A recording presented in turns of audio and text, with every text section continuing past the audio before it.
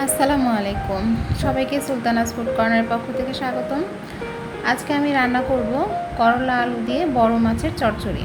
হ্যাঁ, আপনারা অনেকে ছোট মাছের চচ্চড়ি রান্না করে খান, আজকে আমি বড় মাছের চচ্চড়ি রান্না করে দেখাবো।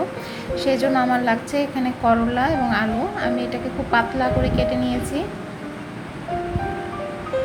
আর লাগছে আমার কুচনো পেঁয়াজ, বেশ অনেকটাই। লাগছে কাঁচামরিচ, আদা রসুন বাটা, সামান্য চিনি, হলুদের গুঁড়া এবং লবণ। হ্যাঁ, চচ্চড়িতে আমি সবসময় একটু চিনি ইউজ করি, এতে করে চচ্চড়ির টেস্টটা অনেক ভালো আসে। আর লাগছে আমাদের মাছ। এখানে আমি বড় মাছ নিয়েছি কয়েক টুকরো এবং সেই মাছগুলোকে আমি ছোট ছোট করে কেটে নিয়েছি। আপনারা যখন বড় মাছ দিয়ে চচ্চড়ি করবেন তখন অবশ্যই চেষ্টা করবেন সেটাকে ছোট ছোট করে একটু টুকরো করে নিতে। এতে করে হয় কি, মাছের ভিতরে মশলার টেস্টটা খুব ভালোভাবে ঢোকে এবং রান্নাটাও অনেক বেশি স্বাদ হয়ে থাকে। তো চলুন মূল রান্নায় যাওয়া যাক।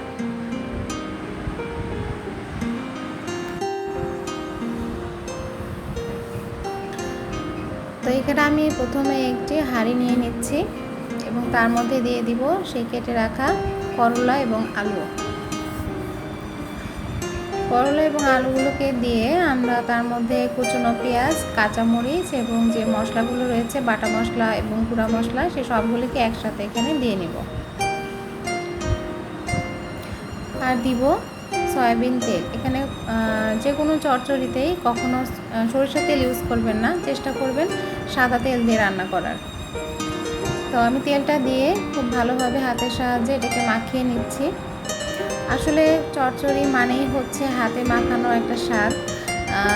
আর আসলে যারা চচ্চড়ি রান্না করে খান আর কি, তারাই একমাত্র জানেন যে এটা আসলে কতটা স্বাদের একটা তরকারি।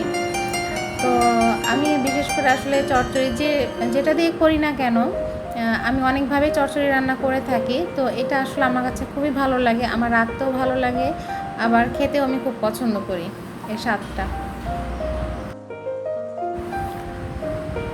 আর যে কোনো রান্নায় আসলে যে রান্নাগুলো হাতে মাখানো হয়ে থাকে, আমি সবসময় এটা বলে থাকি যে এই মাখানোর কাজগুলো আপনারা সবসময় চেষ্টা করবেন একটু ধৈর্য সহকারে করতে। তাতে করে হয় কি, রান্নার স্বাদটা অনেক গুণ বেড়ে যায়। আমার সবজিগুলো মাখানো হয়ে গেছে, এখন আমি এর মধ্যে দিয়ে দিচ্ছি সেই মাছগুলোকে।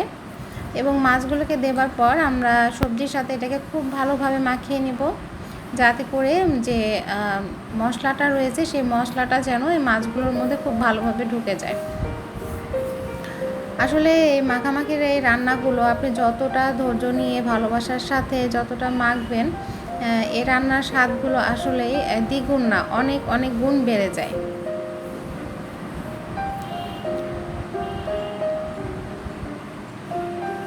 আপনারা যারা এখনও এই চচ্চড়ি কখনোই বাসায় রান্না করে খাননি, আমি রিকোয়েস্ট করব আপনারা একবার হলেও বাসায় অবশ্যই বাসায় এটা রান্না করে খেয়ে দেখবেন।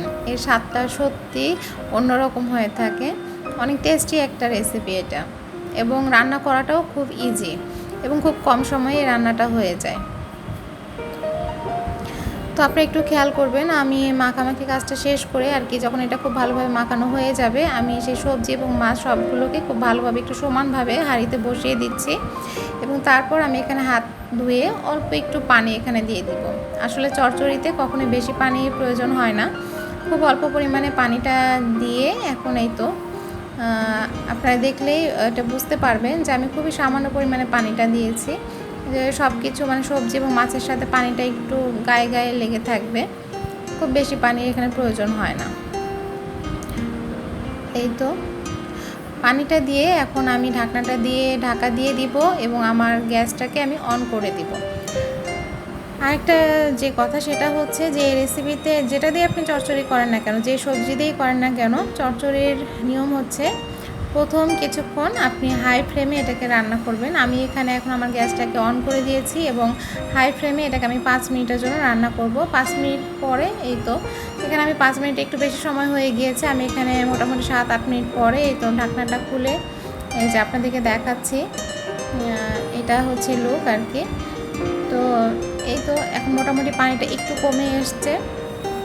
তো এই পর্যায়ে আমি গ্যাসের ফ্লেমটাকে মিডিয়ামে করে দিব এবং মিডিয়াম জালে এখন এই বাকি সময়টা রান্না হবে।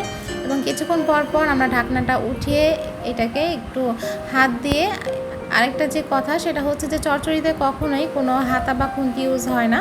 এটাকে আপনারা সবসময় পাতিলের দুই সাইডটা ধরে জাস্ট একটু ঝাঁকিয়ে দিবেন। এই তো আমার আজকের রেসিপিটা একদম ডান। আলহামদুলিল্লাহ, এটা দেখতে এবং খেতেও অসম্ভব মজার হয়েছে। তো আজকের মতো সবাইকে এখানে আল্লাহ হাফেজ।